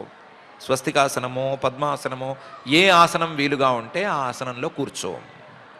స్నాత్వానుసవనం తస్మిన్ కాళింద్యా సలిలే శివే కృత్వోచితాని నివసన్ ఆత్మనః కల్పితాసన అని యమ నియమ ఆసనాలను సాధించు. ఆసనం ప్రధానం. నీ వరకు యమ నియమాల్లో అంత పట్టు అక్కర్లేదు. యమ నియమాలు కాస్త ముదిరిపోయిన వాళ్ళకి, ముదురు బెండకాయలకు అవసరము. నీలాంటి చిన్నపిల్లవాడికి యమ నియమాల మీద పెద్దగా పట్టక్కర్లేదు, సహజంగానే అబ్బినట్లే. నువ్వు ఆసనం మీద దృష్టి పెట్టు. ఆసనం మీద దృష్టి పెట్టిన తర్వాత ప్రాణాయామేన త్రివృత ప్రాణేంద్రియ మనోమలం శనైర్వ్యుదస్య అభిధ్యాయేత్ మనసా గురుణా గురుం అని ఎక్కువ ఆసనాల మీదే ఆలస్యం చేయకుండా వెంటనే ప్రాణాయామం ప్రారంభించు. ప్రాణాయామం చేసుకో. ఆ ప్రాణాయామం త్రివృత అంటే రేచక పూరక కుంభకాలు అని 3 రకాలుగా ఉంటాయి కదా. 3 రకాల ప్రాణాయామాలను చక్కగా చేసుకో. లేదా 3 సార్లు ప్రాణాయామం చెయ్యి. 3 సార్లు ప్రాణాయామం చేయమని చెప్తారు కదా, 3 సార్లు ప్రాణాయామం చెయ్యి. త్రివృత ఇది చేస్తే నీకు ప్రాణ ఇంద్రియ మనోబలం శనై వ్యుదస్య అనేది తెలుస్తుంది. నీ ప్రాణాలలో ఉండేటువంటి మాలిన్యాలు, నీ ప్రాణాలు పంచప్రాణాలలో ఉండేటువంటి మాలిన్యాలు నీ అదుపులో ఉండకపోవటం అనేది క్రమంగా పోతుంది. నీ ఇంద్రియాలు నీ మాట వినకపోవటం అనేది కూడా క్రమంగా పోతుంది. నీ మనస్సు నీ అదుపులో ఉండకపోవటం అనేది కూడా క్రమంగా పోతుంది. శనై వ్యుదస్య. ఇక్కడ మాత్రం నిదానంగానే చెయ్యి, హడావిడి పడద్దు. ప్రాణాయామం విషయంలో హడావిడి పడకూడదు. నిదానంగా ఈ పని చెయ్యి. ఈ ప్రాణాయామం సరిగ్గా నువ్వు చేసావా, చేస్తే నీకు ప్రత్యాహారం కూడా వచ్చేస్తుంది. విషయాల మీద నుంచి ఇంద్రియాలను వెనక్కి తీసుకోవటం అనేటువంటి ప్రత్యాహారం కూడా వచ్చేస్తుంది. ఎందుకంటే ప్రాణేంద్రియ మనోమలాలు పోయినాయి కాబట్టి, నీ ఇంద్రియాలు నీ మనస్సు నీ మాట వినే పరిస్థితిలో ఉన్నాయి కాబట్టి రమ్మంటే వెనక్కి వచ్చేస్తాయి. ప్రత్యాహారం నీకు తొందరగా లభిస్తుంది. ప్రత్యాహారం అనేది వచ్చేసిన తర్వాత ఇంతవరకు కొంచెం నిదానంగా ఉన్నా పర్వాలేదు. ప్రత్యాహారం వచ్చిన తర్వాత మాత్రం ఆలస్యం చేయకూడదు. అభిధ్యాయేత్, వెంటనే ధారణ అనే దాన్ని మొదలు పెట్టాలి. దేశబంధశ్చిత్తస్య ధారణ అని కదా. మనసు లోపలికి వచ్చేసింది, ఇంద్రియాలన్నీ వాటి శక్తులన్నిటినీ ఉడగబెట్టుకుని లోపల కూర్చున్నాయి. ఆ శక్తి మొత్తం మనస్సుకి సంక్రమించింది, మనస్సు ప్రబలమైపోయింది. ఎలా తలుచుకుంటే, ఏ విషయాన్ని తలుచుకుంటే ఆ విషయం మీద నిలవగలిగే, ఆ విషయాన్ని ఆలోచించుకునేటువంటి శక్తిని పుంజుకుంది. ఇలాంటి పరిస్థితుల్లో ఆ మనస్సు శక్తి మొత్తాన్ని వాడి అభిధ్యాయేత్, ఒక ధ్యేయమైన విషయం మీదకు దాన్ని నిలబెట్టే ప్రయత్నం చేయాలి. ధారణ అనేదాన్ని చేయాలి. ఈ దశలో మనస్సు గురుణ చాలా బరువైంది అయిపోతుంది. ఎన్నో శక్తులను, కొత్త శక్తులను పుంజుకుని ఉంటుంది. ఒకవైపు ప్రాణాయామం ద్వారా సమకూరిన శక్తి, మరొక వైపు ప్రత్యాహారం ద్వారా మిగతా ఇంద్రియాల శక్తిని కూడా లాగేసుకున్నటువంటి శక్తి. ఇలాంటి శక్తి మనసుకు సమకూరి ఉంటుంది. సో మనసు బరువుగా ఉంటుంది, మనసు ధీరంగా ఉంటుంది. ఏ విషయం మీదకి మళ్ళిస్తే ఆ విషయం మీద కుదురుకునేటట్లు ఉంటుంది. ఇలాంటి సందర్భంలో ధారణను నిలబెట్టాలి. అభిధ్యాయేత్ మనసా గురుణ. ఎలా నిలబెట్టాలి అంటే, మిగతా వాళ్ళకైతే ముందు గురువుని ధ్యానం చేసుకో, ఒకసారి గురువు గారికి దండం పెట్టుకో అని చెప్తాము. కానీ నీ విషయంలో నీకు గురువు కూడా ఆ శ్రీహరే అని అనుకుని ఆ గురు నమస్కారం కూడా ఆ శ్రీహరికే చేసేసుకో. ఆ ధారణలోనే ఈ గురువుని శ్రీహరిని, లేదా శ్రీహరిని గురువుగా భావించి ఆయన్నే ఉంచేసుకో. ధారణలో కూడా నువ్వు ఎక్కువ టైం వేస్ట్ చేయొద్దు. గురు నమస్కారం చేయటం అనేదాన్ని కూడా పెట్టుకోవద్దు. ఆ గురువుగా శ్రీహరినే ధ్యానించి ఆయన మీదే మనస్సు పెట్టేసేయి. ప్రాణాయామేన త్రివృత ప్రాణేంద్రియ మనోమలం శనైర్వ్యుదస్య అభిధ్యాయేత్ మనసా గురుడా గురుం అని నారద మహర్షి గారు చెప్తున్నారు. ఇంకొక తీరులో చూసుకోవాలి అంటే ఆ శ్రీహరి గురు చాలా బరువైన వాడు. బరువైనటువంటి ఆ శ్రీహరి తేలికగా ఎక్కడికి పడితే అక్కడికి పారిపోయే మనస్సుల్లో ఉండలేడు, సరిపోదు. మనస్సుని ఇంత కష్టపడి నిలబెడితే మనస్సుకు కూడా ఆ శ్రీహరి వచ్చి నిలబడితే తట్టుకునేంత బలం వస్తే అప్పుడు నిలబెట్టుకోగలము, అప్పుడు నిలబెడతాడు. అది ప్రాణాయామము ప్రత్యాహారము ఈ రెండిటి ద్వారా సమకూరుతుంది. ఆ సమకూరినప్పుడు మనస్సుకి గురుత్వం అంటే ఆ గురువుని మనసులో భరించగలిగినటువంటి శక్తి అనేది కూడినప్పుడు వెంటనే ఆ పని చేసేయి అని మహర్షి గారు చెప్తున్నారు. ప్రాణాయామేన త్రివృత ప్రాణేంద్రియ మనోమలం శనైర్వ్యుదస్య అభిధ్యాయేత్ మనసా గురుణా గురుం అని. ధారణ ఎలా చేయాలి అనేది చాలా పెద్ద విషయం, చాలా చాలా పెద్ద విషయం. ఇదే కీలకమైన విషయం. మీ తల్లిగారు సమాధి స్థితిని ఒక్కదాన్ని గురించే చెప్పింది. ఆ సమాధి స్థితికి వెళ్ళాలి అంటే మొదలు ధారణ అవ్వాలి, ధారణ అయిన తర్వాత ధ్యానం రావాలి, ధ్యానం తర్వాత సమాధి స్థితి, ధారణా ధ్యాన సమాధులు అని కదా వరస. కాబట్టి ధారణ చాలా జాగ్రత్తగా చేయాలి. ఆ ధారణను గురించి నేను 6 శ్లోకాల్లో చెప్తాను, జాగ్రత్తగా విను అని మహర్షి గారు ప్రారంభిస్తున్నారు. ప్రసాదాభిముఖం శశ్వత్ ప్రసన్న వదనేక్షణం సునాసం శుభ్రువం చారు కపోలం సురసుందరం అనే తీరులో ఆయన మీద ధారణ మొదలు పెట్టుకోవాలి. ప్రసాదాభిముఖం ఆ శ్రీహరి తాలూకు రూపాన్ని మనసులో ఉంచుకునేటప్పుడు ఆయన అనుగ్రహానికి సిద్ధంగా ఉన్నట్లుగా మొదలు ఊహించుకుని పెట్టుకోవాలి. ప్రసాద అభిముఖం అనుగ్రహాన్ని ఇవ్వటానికే ఆయన సిద్ధంగా ఉన్నాడు అన్నట్లు ఉండాలి. శశ్వత్ ప్రసన్న వదనే క్షణం ధారణ మొదలుపెట్టిన మొదటి క్షణం నుంచి చివరి క్షణం వరకు కూడా మొత్తం ఆయన ప్రసన్న వదన ఈ క్షణం ప్రసన్నమైన వదనంతోనూ ప్రసన్నమైన కళ్ళతోనూ చూస్తున్నాడు అన్నట్లే ఉండాలి. ఆయన ముఖం ధారణలో మనం లోపల చిత్రీకరించుకునేటువంటి ముఖం ప్రసన్నంగా ఉండాలి. ఆ ముఖంలో ప్రధానమైనటువంటి కళ్ళు ప్రసన్నంగా ఉండాలి. ప్రసన్న వదనే క్షణం. సునాసం ఆయన ముక్కు అందంగా ఉండాలి. శుభ్రువం ఆయన యొక్క కనుబొమ్మలు అందంగా ఉండాలి. చారు కపోలం ఆయన కపోలాలు చెంపలు అవి చక్కగా ఉండాలి. చారు కపోలం. సురసుందరం దేవతలందరిలోకి చాలా సుందరుడుగా ఉన్నాడు అనేటువంటి భావనతో చూడాలి. మానవుల కంటే దేవతలు సుందరంగా ఉంటారు అని ఒక అంచనా మనం ఎవరం చూడలేదు కాబట్టి మనకి తెలియదు. ఉంటారు, ఉండొచ్చు అని ఒక అంచనా.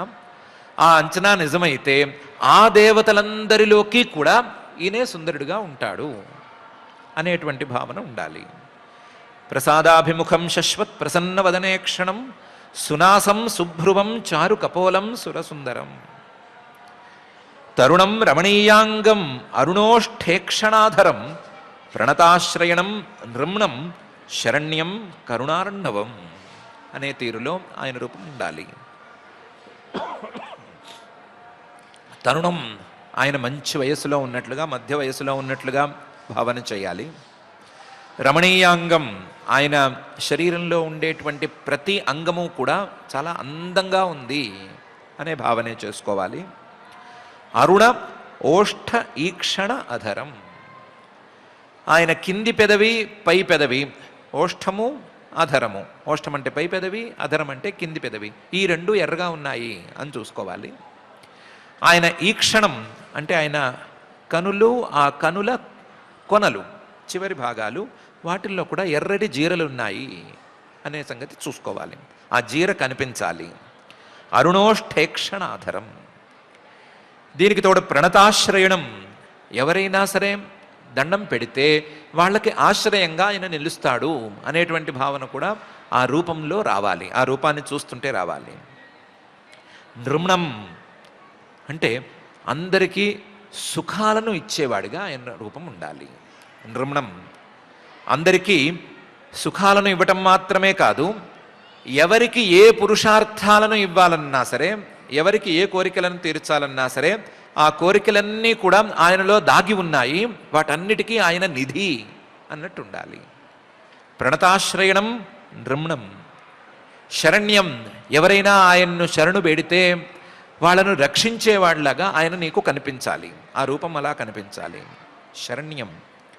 కరుణార్ణవం, మొత్తం ఒక దయని సముద్రంతో గనక పోల్చుకుంటే ఆ సముద్రం అంతా కూడా ఆయనలో ఇమిడి ఉన్నట్లుగా ఉండాలి. దయా సముద్రుడుగా నువ్వు చిత్రీకరించుకునేటువంటి రూపం ఉండాలి. తరుణం రమణీయాంగం అరుణోష్ఠేక్షణాధరం ప్రణతాశ్రయణం నృమ్ణం శరణ్యం కరుణారణవం అనే తీరులో ఈ ధారణారూపం ఉండాలి. శ్రీవత్సాంకం ఘనశ్యామం పురుషం వనమాలినం శంఖ చక్ర గదా పద్మై అభివ్యక్త చతుర్భుజంగా కూడా ఈ రూపం ఉండాలి.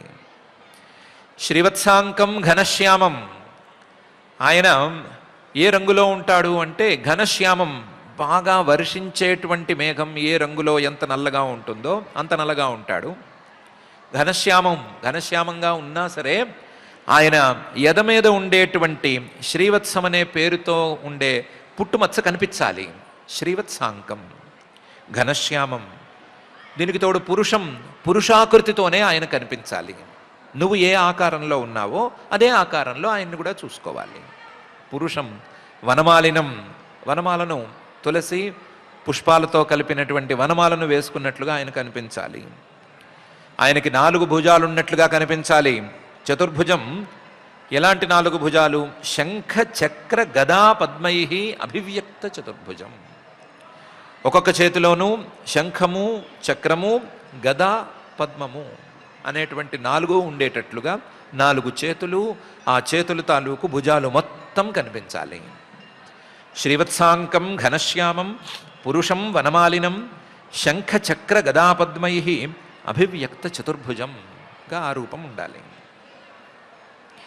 కిరీటినం కుండలినం కేయూర వలయాన్వితం కౌస్తుభాభరణగ్రీవం పీత కౌశేయ వాససంగా కూడా ఆ రూపం ఉండాలి. కిరీటినం, ఆయనకి మంచి కిరీటం ఉండాలి. కుండలినం, ఆయన చెవులకి కుండలాలు ఉండాలి. కేయూర వలయాన్వితం, ఎక్కడికక్కడ ఆయనకి ఉండవలసినటువంటి కేయూరాలు, ఆయా ఆభరణాలు, కంకణాలు అన్నీ కూడా ఆయా స్థానాల్లో చక్కగా అమరి ఉండేటట్లుగా రూపం ఉండాలి. కౌస్తుభాభరణగ్రీవం, ఆయన మెడలో కౌస్తుభం అనే పేరుతో పెద్ద మణి ఉంటుంది. ఆ మణి స్పష్టంగా కనిపించాలి. మణి స్పష్టంగా కనిపిస్తే సరిపోదు, కౌస్తుభాభరణగ్రీవం, ఆ మణికి, కౌస్తుభం అనేటువంటి మణికి ఆభరణంగా ఈ మెడ ఉంది. మణి కంటే అందంగా ఆయన మెడ ఉంది అని కనిపించాలి. మెడలో మణి కనిపించటం అని కాదు, మణి కంటే అందంగా ఆయన మెడ కనిపించాలి. కౌస్తుభాభరణ గ్రీవం, మెడ కనిపించాలి. ఆ మెడ ఈ మణితో సహా కనిపించాలి. మణి కంటే అందంగా కనిపించాలి. కౌస్తుభాభరణ గ్రీవం. పీత కౌశేయ వాససం, పట్టుపట్ట, బంగారు రంగులో ఉండేటువంటి పట్టుపట్ట కట్టుకున్నట్లుగా ఆ రూపం ఉండాలి. కిరీటినం కుండలినం కేయూర వలయాన్వితం కౌస్తుభాభరణగ్రీవం పీత కౌశేయ వాససంగా ఆ రూపం ఉండాలి. కాంచీ కలాపపర్యస్తం లసత్ కాంచననూపురం దర్శనీయతమం శాంతం మనోనయనవర్ధనంగా ఆ రూపం ఉండాలి. నీ మనసులో నువ్వు చిత్రించుకునేటువంటి ఆ ధారణా రూపం కాంచీ కలాప పర్యస్తం, పట్టుపట్ట మీద బంగారు మొలతాడు చుట్టినట్లుగా చక్కగా కనిపించాలి. ఆ బంగారు మొలతాడు కేవలం నీ కంటి చూపు ఆనినట్లుగా అంతవరకు కనిపిస్తే సరిపోదు, బంగారు మొలతాడు చుట్టూ కనిపించాలి. అన్ని డైమెన్షన్స్లోనూ ఆ బంగారు మొలతాడు కనిపించాలి. కాంచీ కలాప పర్యస్తం, అన్ని డైమెన్షన్స్లోనూ కనిపించాలి. లసత్ కాంచన నూపురం, ఆయన కాలికి అందెలు కనిపించాలి. ఆ అందెలు బంగారంతో చేసినవి అని కూడా కనిపించాలి. కాళ్ళకి లేదా నడుము కంటే కింద భాగంలో ఎక్కడ బంగారం వేసుకోకూడదు అని నియమం మనుషులకు ఉంది, ఆయనకి లేదు. ఆయనకు ఆ భయము లేదు. నడుము కంటే కింద భాగంలో బంగారం వేసుకుంటే, కాళ్ళకి బంగారం ఏమైనా తొడుక్కుంటే లక్ష్మీదేవి తర్వాత ఏమైనా అనుగ్రహించదేమో అనే భయం ఆయనకి లేదు. అందుకని ఆయన కాళ్ళకు కూడా బంగారపు అందెలే వేసుకుని ఉంటాడు. ఆ బంగారు అందెలు కనిపించాలి. లసత్ కాంచన నూపురం దర్శనీయతమం, చూసిన కొద్దీ చూడాలనిపించాలి. చూసిన కొద్దీ చూడాలనిపించేటువంటి రూపంలో మనసులో ఆయన ఉండాలి. కానీ శాంతం, చాలా శాంతంగా ఉండాలి. మనోనయన వర్ధనం, చూసిన కొద్దీ మనస్సుకి, ఆ మనస్సులో ఉండేటువంటి నేత్రాలకి ఒక పోషణం అనేది అందేటట్లుగా ఉండాలి. మనస్సుకి కానీ లేదా నేత్రాలకు కానీ, మనోనేత్రాలకు కానీ ఏదైనా ఒక విషయాన్ని చూస్తూ ఉంటే బోరు కొట్టి ఆగిపోవటం అనేది అలవాటు ఉంది. ఎందుకంటే విషయాన్ని చూస్తూ చూస్తూ ఉండగా ఆ మనస్సుకి, మనోనేత్రానికి సంతోషం అనేది పోతుంది. ఆ స్వభావం ఉంది. ఈ రూపం మీద మాత్రం అలాంటి స్వభావం పనిచేయనివ్వకూడదు. ఆ రూపాన్ని చూస్తూ ఉండగా మనస్సుకు ఇంకా ఇంకా సంతోషం పెరుగుతున్నట్లుగాను, మనస్సు ఇంకా చూడాలని అనుకుంటోంది అనుకున్నట్లుగాను, మనస్సు ఇంకా కూడా ఏకాగ్రంగా ఆ రూపం మీద నిలిచేటట్లుగాను రూపాన్ని చిత్రీకరించుకోవాలి. ఆ రూపం మీద మనస్సును నిలబెట్టాలి. కాంచీ కలాపపర్యస్తం లసత్ కాంచన నూపురం దర్శనీయతమం శాంతం మనోనయనవర్ధనం. పద్భ్యాం నఖమనిశ్రేణ్యా విలసద్భ్యాం సమర్చతాం హృత్ పద్మకర్ణికాధిష్ణ్యం ఆక్రమ్య ఆత్మన్యవస్థితం. ప్రతి అంశము స్పష్టంగా తెలియాలి. ఎంత స్పష్టంగా తెలియాలి అంటే, పద్భ్యాం పాదాలు రెండు కనిపించాలి. ఆ పాదాలకుండే వేళ్ళు విడివిడిగా 10 కనిపించాలి. ఆ వేళ్లకుండేటువంటి గోళ్ళు కనిపించాలి, నఖాలు. ఆ గోళ్ళు మణుల్లాగా కనిపించాలి. నఖమణి శ్రేణ్య, ఆ నఖాలు అనేటువంటివి ఏవో మణులన్నీ పొదిగి పెట్టారు వరసగా, 5 ఇటు 5 అటు అని 2 వైపులా మణుల్ని పొదిగారు అన్నట్లుగా ఉండాలి. నఖమణి శ్రేణ్య విలసద్భ్యాం, ఆ మణులతో పొదిగినటువంటి పాదాలు చాలా అందంగా ఉన్నాయి అన్నట్లు తెలియాలి. దానితో పాటుగా ఈ పాదాల గుండానే ఈయన సమర్చతాం, తనను అర్చించేటువంటి భక్తుల తాలూకు హృత్ పద్మకర్ణికాధిష్ణ్యం ఆక్రమ్య ఆత్మన్యవస్థితం అన్నట్లుండాలి. భక్తుల తాలూకు హృదయం అనేటువంటి పద్మం, ఆ పద్మంలో ప్రధానమైనటువంటి మధ్య భాగం కర్ణిక. ఆ కర్ణిక అనేది ఒక ధిష్ణ్యం స్థానం. ఆ స్థానాన్ని ఈయన ఈ పాదాల ద్వారానే చేరి దాన్ని ఆక్రమ్య, దాని మీద ఆ పాదం మోపి అక్కడే స్థిరంగా నుంచుని ఉంటున్నాడు. హృత్ పద్మ కర్ణికాధిష్ణ్యం ఆక్రమ్య ఆత్మని, మనస్సుల్లో అవస్థితం ఉంటున్నాడు అనే తీరులో ధారణ చేసుకోవాలి. మిగతా వాళ్ళ అని అనుకోకూడదు. ఆత్మని, నీ మనస్సులో ఇలా ఉన్నాడు అని అర్థం చేసుకోవాలి. ఆ రూపంలో ఆయన్ని ధారణ చేసుకోవాలి. పద్భ్యాం నఖమణిశ్రేణ్యా విలసద్భ్యాం సమర్చతాం హృత్ పద్మకర్ణికాధిష్ణ్యం ఆక్రమ్య ఆత్మన్యవస్థితం అనే తీరులో ఉండాలి.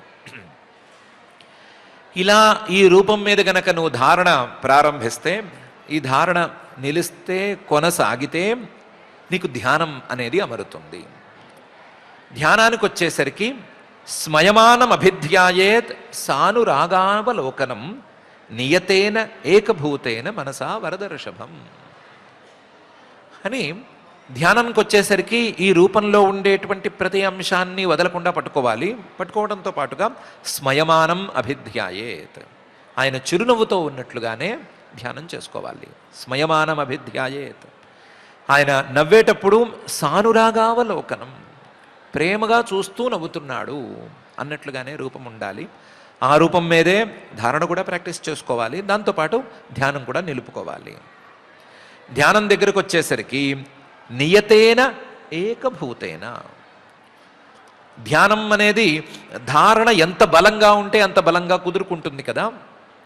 ఆ ధారణను ఆ విషయం మీద సరిగ్గా అలవాటు చేసుకుని నియతైన ధారణ ద్వారా ఆ రూపం మీద మనసును సుస్థిరం చేసుకుని నియతైన ఏకభూతైన ధారణ ద్వారా మనస్సుని ఆ రూపం మీద ఏకాగ్రంగా మలచుకుని ఏకభూతైన మనసును అక్కడ ఉంచి ధ్యానం చేసుకోవాలి. నీ మనసులోనే ఒక రూపాన్ని చెక్కుకోవాలి. ఆ చెక్కుకున్న రూపం మీద నీ మనసు నిలబడేటట్లుగా నువ్వే ధారణను ప్రాక్టీస్ చేసుకోవాలి. నిలబడిన తర్వాత స్థిరత్వం వచ్చిన తర్వాత ఏకభూతైన అని అనుకున్న తరువాత ఆ మనస్సుతో ధ్యానం చేయటం అనేది ప్రారంభించాలి. వరదర్షభం, వరాలు ఇచ్చేవాళ్ళు ఎంతోమంది ఉండొచ్చు. ఆ వరాలు ఇచ్చే వాళ్ళందరికీ కూడా ఆయన శ్రేష్ఠుడు అనే అంశాన్ని జోడించుకోవచ్చు. కానీ ఇది వాస్తవ స్థితి. వరదర్షభం, వరాలు ఇచ్చే వాళ్ళలో శ్రేష్ఠుడైన వాడు ఈ శ్రీహరి. ఆయన్ని ఈ రూపంలో నువ్వు ధ్యానం చేసుకోవాలి. స్మయమానమభిధ్యాయేత్ సానురాగావలోకనం నియతేనైకభూతేన మనసా వరదర్షభం. ఏవం భగవతో రూపం సుభద్రం ధ్యాయతో మనః నిర్వృత్యా పరయా తూర్ణం సంపన్నం న నివర్తతే అనే తీరులో మీ తల్లిగారు చెప్పినటువంటి సమాధి స్థితి ఇప్పుడు కుదురుతుంది. ఏవం, నేను చెప్పినట్లుగా స్నానంతో మొదలుపెట్టి వరుసగా చేసుకుంటూ వచ్చావా? భగవతో రూపం, ఆ భగవంతుడి యొక్క రూపాన్ని నేను చెప్పినట్లుగా ధ్యానంతో మనసులో ధారణతోనూ ధ్యానంతోనూ మనసులోనూ నిలుపుకున్నావా? అందులోనూ సుభద్రం, భద్రాలు మంచి వాటన్నిటిలో కల్లా కూడా సుభద్రం, చాలా గొప్ప మంచిదైనటువంటి ఆ రూపాన్ని నువ్వు మనసులో ధ్యానం చేసుకున్నావా? చేసుకుంటే ధ్యాయతో మనః, అలా ధ్యానం చేసుకునేటువంటి నీ మనస్సు నిర్వృత్యా పరయా తూర్ణం సంపద్యతే, తనలో ఉండేటువంటి భేదభావనలను విడిచిపెట్టేస్తుంది. మనసుకు ఉండేటువంటి ప్రధానమైన లోపం భేదభావనలు. ఆ భేదభావనలు ఈ ధ్యాన స్థితిలో కూడా కొంత అడ్డుకుంటూ ఉంటాయి. నేను ధ్యానం చేసేవాడిని, ఆయన ధ్యేయుడు, మా ఇద్దరి మధ్య ఉండేటువంటి ఈ ధ్యాన సంబంధం అనేటువంటి భావన మనస్సుకి వదలదు. అలా వదలని ఆ రోగం కూడా ఆ దశలో నిర్వృత్యా పరయా, ఇవన్నీ కూడా పోతాయి. నేను ధ్యానం చేస్తున్నాను అనే భావన కానీ, ఈయన ధ్యేయం అనేటువంటి భావన కానీ, ధ్యానం జరుగుతోంది అనే భావన కానీ ఏమీ మిగలవు. నిర్వృత్యా పరయా తూర్ణం సంపద్యతే. అన్నీ విడిచిపోయిన తర్వాత కేవలం ధ్యేయైక మాత్రం, కేవలం ఆ ధ్యేయ స్వరూపం మాత్రమే మిగులుతుంది. అదే సంపన్నం. ఆ సంపత్తి స్థితినే సమాధి స్థితి అంటారు. ఇలా సమాధి స్థితి అనేది వచ్చేస్తే న నివర్తతే, ఆ మనసు ఇంకా కదలదు, చెదరదు, బెదరదు. అంతవరకు నీవి ధారణ ధ్యానం రెండిటిని ప్రాక్టీస్ చేసుకుంటూనే ఉండాలి. ఏవం భగవతో రూపం సుభద్రం ధ్యాయతో మనః నిర్వృత్యా పరయా తూర్ణం సంపన్నం న నివర్తతే అని మహర్షి గారు చెప్తున్నారు. నీ తల్లి చెప్పింది ఇదే. నీ తల్లి చెప్పింది ఇదే సమాధి స్థితిని గురించి, నీ తల్లి చెప్పింది ఇదే రూపాన్ని గురించి. కానీ ఈ సమాధి స్థితికి రావాలి అంటే ఏం చేయాలి, ఈ రూపాన్ని మనసులో లిఖించుకోవాలంటే ఏం చేయాలి అనే విషయాలను నేను చెప్పాను అని చెప్తున్నారు.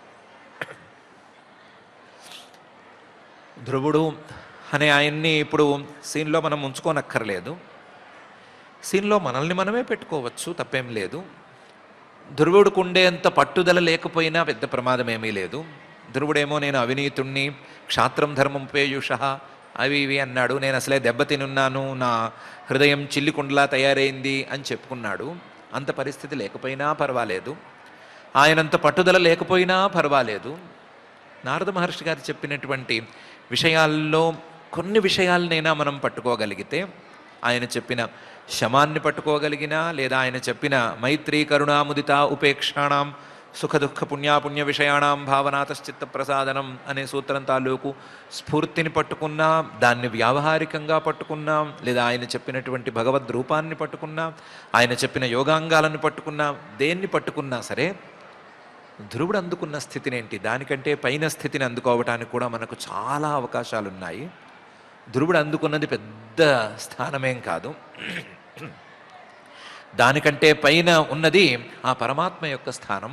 ఆ పరమాత్మ స్థానాన్నే అందుకోగలిగినటువంటి దారిని నారద మహర్షి గారు చెప్పారు. కాబట్టి నారద మహర్షి గారు చెప్పిన దాన్ని ధ్రువుణ్ణి ఆ సీన్లోంచి తీసేసి మనల్ని మనం పెట్టుకుని మనం దాన్ని విని వ్యావహారికంగానూ ఆయన చెప్పిన దాన్నే అనుసరించుకుని పారమార్థికంగానూ ఆయన చెప్పిన దాన్నే మనసులో ఉంచుకుని సాధన చేసుకోవటానికి ప్రయత్నం చేసుకుందాం. మన ప్రయత్నాన్ని సఫలం చేయవలసిందిగా ఆ భూత భౌతిక ప్రపంచ నిర్మాత అఘటిత ఘటనాపటు మాయాధిష్ఠాత అయిన శ్రీనివాస పరమాత్మని భక్తిగా ప్రార్థన చేసుకుందాం. ఇక పారాయణ కార్యక్రమాన్ని ప్రారంభించుకుందాం. ఈరోజు చతుర్థ స్కంధం 8వ అధ్యాయంలో 33వ శ్లోకం నుంచి మనం పారాయణ చేసుకుంటున్నాం. అథ శ్రీమద్భాగవతే పారమహంస్యాం సంహితాయాం చతుర్థ స్కంధే అష్టమాధ్యాయే శ్లోకాః యస్య యద్దైవ విహితం సతేన సుఖదుఃఖయోః ఆత్మానం తోషయన్ దేహి తమసః పారమృచ్ఛతి గుణాధికాన్ ముదం లిప్సేత్ అనుక్రోశం గుణాధమాత్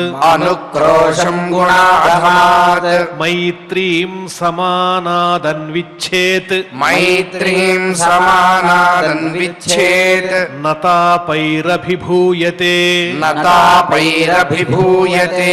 ధ్రువ ఉవాచ సోయం శమో భగవత సుఖ దుఃఖహతాత్మనాం దర్శితః కృపయా పుంసాం దుర్దర్శోస్మద్విధైస్తుయః అథాపి మే వినీతస్య క్షాత్రం ఘోరముపేయుషః సురుచ్యా దుర్వచో బాణైః న భిన్నే శ్రయతే హృది పదం త్రిభువనోత్కృష్టం జిగీషోస్సాధువర్త్మ మే బ్రూహ్యస్మత్పితృభిర్బ్రహ్మన్ అన్యైరప్యనధిష్ఠితం నూనం భవాన్ భగవతో యోంగజః పరమేష్ఠినః వితుదన్నటతే వీణాం హితార్థం జగతోర్కవత్ మైత్రేయ ఉవాచ ఇత్యుదాహృతమాకర్ణ్య భగవాన్ నారదస్తదా ప్రీతః ప్రత్యాహతం బాలం సద్వాక్యమనుకంపయా నారద ఉవాచ జనన్యాభిహితః పంథాః స వై నిశ్రేయసస్యతే భగవాన్ వాసుదేవస్తం భజ తత్ప్రవణాత్మనా ధర్మార్థకామమోక్షాఖ్యం య ఇచ్ఛేచ్ఛ్రేయ ఆత్మనః ఏకమేవ హరేస్తత్ర కారణం పాదసేవనం కారణం పాదసేవనం తత్తాత గచ్చ భద్రంతే తత్తాత గచ్చ భద్రంతే యమునాయాస్తటం శుచి యమునాయాస్తటం శుచి పుణ్యం మధువనం యత్ర పుణ్యం మధువనం యత్ర సాన్నిధ్యం నిత్యదా హరేః సాన్నిధ్యం నిత్యదా హరేః స్నాత్వానుసవనం తస్మిన్ స్నాత్వానుసవనం తస్మిన్ కాళింద్యాः సలిలే శివే కాళింద్యాः సలిలే శివే కృత్వోచితాని నివసన్ కృత్వోచితాని నివసన్ ఆత్మనః కల్పితాసనః ఆత్మనః కల్పితాసనః ప్రాణాయామేన త్రివృత ప్రాణాయామేన త్రివృత ప్రాణేంద్రియమనోబలం ప్రాణేంద్రియమనోబలం శనైర్వ్యుదస్యాభిధ్యాయేత్ శనైర్యుదస్యాభిధ్యాయేత్ మనసా గురుణా గురుం మనసా గురుణా గురుం ప్రసాదాభిముఖం శశ్వత్ ప్రసాదాభిముఖం శశ్వత్ ప్రసన్నవదనే క్షణం ప్రసన్నవదనే క్షణం సునాసం శుభ్రువం చారు సునాసం శుభ్రువం చారు కపోలం సురసుందరం కపోలం సురసుందరం తరుణం రమణీయాంగం తరుణం రమణీయాంగం అరుణోష్ఠేక్షణాధరం అరుణోష్ఠేక్షణాధరం ప్రణతాశ్రయణం నృమ్ణం ప్రణతాశ్రయణం నృమ్ణం శరణ్యం కరుణార్ణవం శరణ్యం కరుణార్ణవం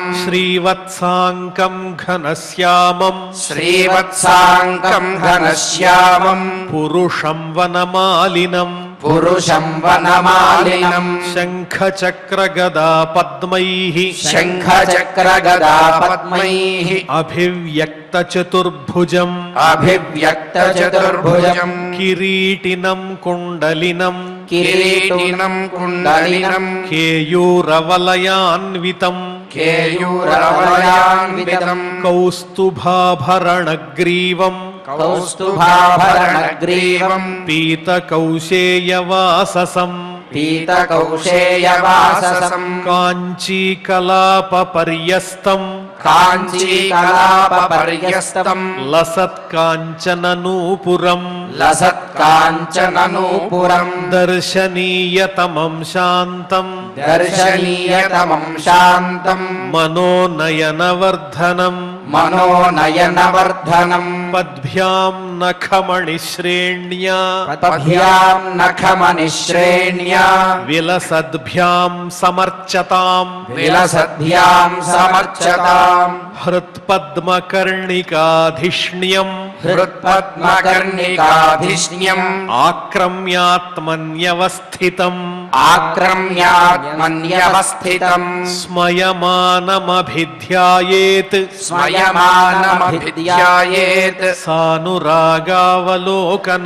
సానురాగావలోకనం నియతేనైకభూతేన నియతేనైకభూతేన మనసా వరదర్షభం మనసా వరదర్షభం ఏవం భగవతో రూపం ఏవం భగవతో రూపం సుభద్రం ధ్యాయతో మనః సుభద్రం ధ్యాయతో మనః నిర్వృత్యా పరయాతూర్ణం నిర్వృత్యా పరయాతూర్ణం సంపన్నం న నివర్తతే సంపన్నం న నివర్తతే ఇతి ఇతి శ్రీమద్భాగవతే శ్రీమద్భాగవతే పారమహంస్యాం సంహితాయాం పారమహంస్యాం సంహితాయాం చతుర్థస్కంధే చతుర్థస్కంధే అష్టమాధ్యాయే శ్లోకాః అష్టమాధ్యాయే శ్లోకాః. ఓం నమో వెంకటేశాయ. హరకిరీటకేయూరకంకణఘనభూషణుడు ఆశ్రితపోషణుండు లాలిత కాంచీకలాపశోభిత కటిమండలుండు అంచిత కుండలుండు మహనీయ కౌస్తుభమణిఘృణి చారుక్రైవేయకుండు ఆనందదాయకుండు సలలిత ఘన శంఖ చక్ర గదా పద్మహస్తుడు భువన ప్రశస్తుడు అజుడు కమ్ర సౌరభవన మాలికాధరుండు హత విమోహుండు నవ్య పీతాంబరుండు లలిత కాంచనను పురాలంకృతుండు నిరతిశయ సద్గుణుడు దర్శనీయతముడు అని శ్రవ్యకావ్యం అయినప్పటికీ కూడా దృశ్యకావ్యంగా మన కన్నులకు కట్టినట్లుగా ఆ విశ్వాన్ని ఆక్రమించి ఉన్నటువంటి ఆ విష్ణు స్వరూపాన్ని, ఆ పరమాత్మ యొక్క తత్వాన్ని, ఆయన ఆభరణాలని, ఆయన యొక్క అవయవాలన్నిటినీ కూడా ఈనాడు శ్రీమద్ భాగవత అమృత రసాస్వాదంలో భాగంగా ఆచార్యముఖంగా మనకు ఈ అధ్యాయంలో తెలుసుకునేటువంటి భాగ్యాన్ని తిరువెంకటనాథుడు శ్రీనివాస పరబ్రహ్మ మనకు అందించాడు. నిరంతరము ఇటువంటి భాగ్యాన్ని ప్రసాదించమని ఆ దేవదేవుని వేడుకుంటూ యథాప్రకారం క్షమాప్రార్థన దగ్గర నుంచి మంగళాంత శ్లోకం వరకు భక్తితో శ్రద్ధగా పఠించి నేటి ఈ అధ్యయన కార్యక్రమానికి మంగళ పరిసమాప్తిని పలుకుదాం. అథ క్షమా ప్రార్థనా యదక్షరపదభ్రష్టం మాత్రాహీనం చ యద్భవేత్ తత్సర్వం క్షమ్యతాం దేవ నారాయణ నమోస్తుతే. అథ భగవత్సమర్పణం కాయేన వాచా మనసేంద్రియైర్వా బుద్ధ్యాత్మనా వా ప్రకృతే స్వభావాత్ కరోమి యద్యత్ సకలం పరస్మై నారాయణాయేతి సమర్పయామి. అథ లోకక్షేమ ప్రార్థనా సర్వే భవంతు సుఖినః సర్వే సంతు నిరామయాః సర్వే భద్రాణి పశ్యంతు మా కశ్చిద్ దుఃఖభాగ్ భవేత్. అథ మంగళం శ్రియః కాంతాయ కళ్యాణ నిధయే నిధయేర్థినాం శ్రీవేంకటనివాసాయ శ్రీనివాసాయ మంగళం.